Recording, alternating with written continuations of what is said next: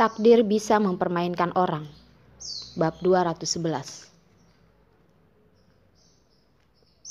Halte bus di depan pintu rumah sakit sangat ramai. Yuki pun masuk ke tengah-tengah kerumunan itu. Tapi bus sudah berapa kali lewat pun dia masih tidak dapat naik. Lupakan, jalan kaki saja. Kebetulan dia bisa menenangkan pikirannya.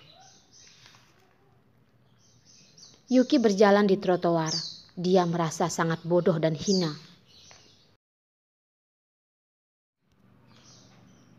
Rehan seperti ini, itu untuk apa? Mengapa dia murahan seperti ini? Mengapa dia tidak dapat menahan godaannya? Apakah Ken itu benar anaknya? Jika benar, apakah dia bisa mendapatkan hak asuh untuknya? Jika setiap hari bisa mendengar suara Ken, mendengar dia memanggilnya mama, itu pasti hal yang paling membahagiakan di dunia ini. Hei, apa yang terjadi? Apa yang kamu lakukan? Tiba-tiba ada satu suara yang memotong pikirannya. Yuki mengangkat kepalanya dengan kaget. Dia melihat di pinggir jalan ada satu pria tinggi sedang membawa kamera untuk melakukan wawancara.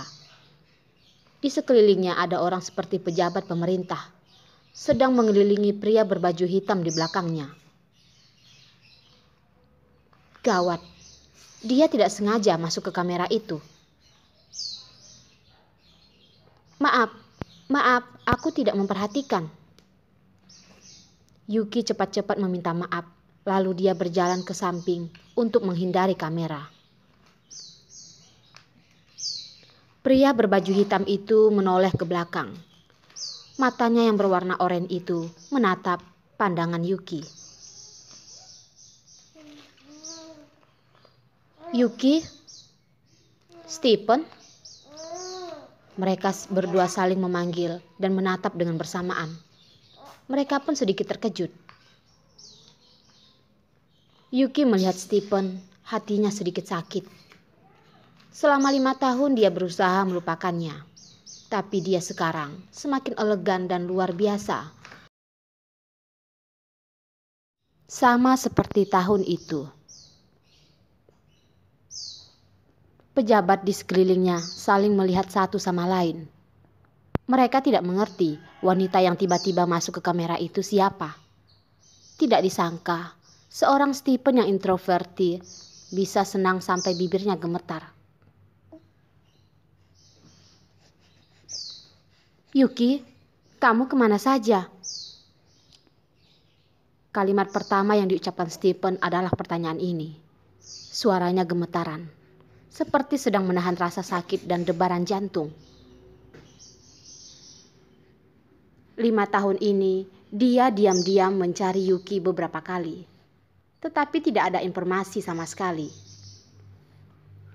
Di saat dia sedang menyerah, saat dia sudah memutuskan untuk hidup baik-baik bersama Betty, Yuki muncul lagi di hadapannya. Yuki menatap wajah Stephen dalam-dalam. Hatinya penuh dengan kesenangan melihat teman lama. Aku pergi ke Amerika. Baru kembali tidak lama ini. Wawancara hari ini sampai sini dulu. Kalian balik saja dulu. Stephen berbicara dengan para pejabat dengan halus. Di nada bicaranya yang datar itu, seperti ada kekuatan yang tidak dapat ditolak. Mereka pun bubar. Di jalan itu hanya tersisa Stephen dan Yuki.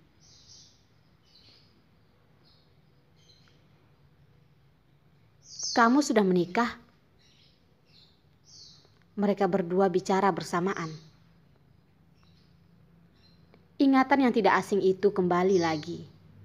Yuki menekuk matanya melihat senyuman Stephen. Semuanya seperti tidak berubah. Dia masih Stephen saat itu yang elegan dan lembut. Melihat wajahnya, dia dapat merasakan kehangatan. Aku masih jomblo. jawab Yuki dengan natural, berjalan mengikuti langkah Stephen. Stephen menolehkan kepalanya melihat Yuki. Aku 3 bulan yang lalu baru menikah dengan Betty.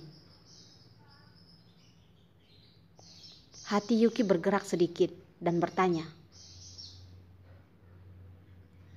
5 tahun lalu, saat kalian tunangan, bukannya Betty sudah hamil?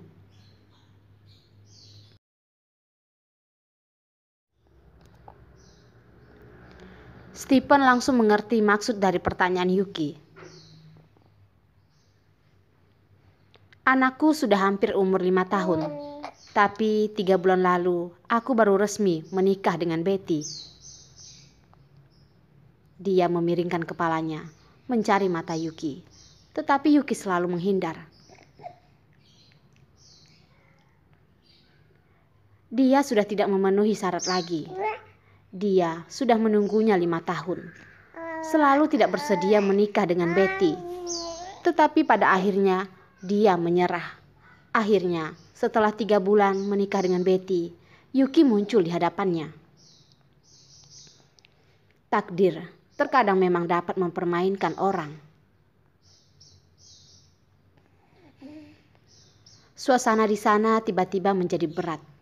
Yuki pun takut, lalu mencari-cari topik lain. Barusan dengar mereka panggil kamu Pak Kepala.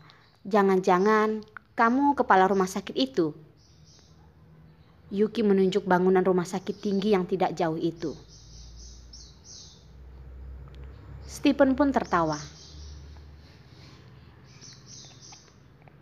Tentu saja bukan. Aku kepala pengadilan di kota A. Hari ini ke kota C untuk melakukan riset. Mana tahu aku bisa kebetulan bertemu kamu di sini.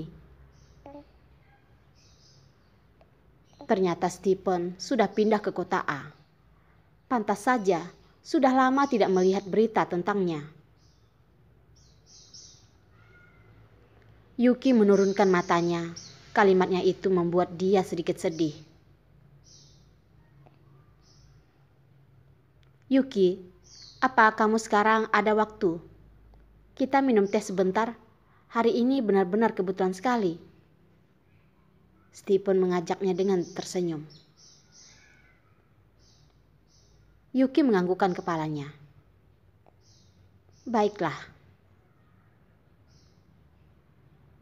Dia itu tuan rumah. Dia seharusnya mentraktirnya. Mereka berdua masuk ke kedai teh, saling bertanya tentang kehidupannya 5 tahun terakhir. Yuki menjelaskan kurang lebih kehidupannya di Amerika seperti apa. Stephen yang mendengar pun menjadi sedih. Dia seorang wanita, hanya bermodalkan $2.000, berjuang untuk hidup di Amerika selama 5 tahun. Dan masih bisa mendapatkan 2 gelar pendidikan. Kesulitan dan penderitaannya itu sangatlah jelas.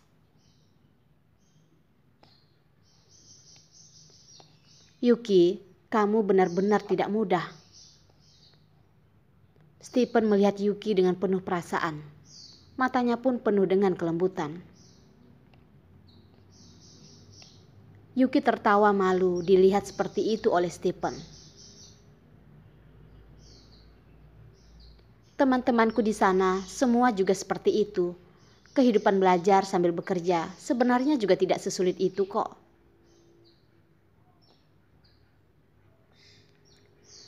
Di pojok kedai teh ada 2 pria yang terlihat licik sedang mengarah ke Stephen dan Yuki dan mengambil foto mereka berdua.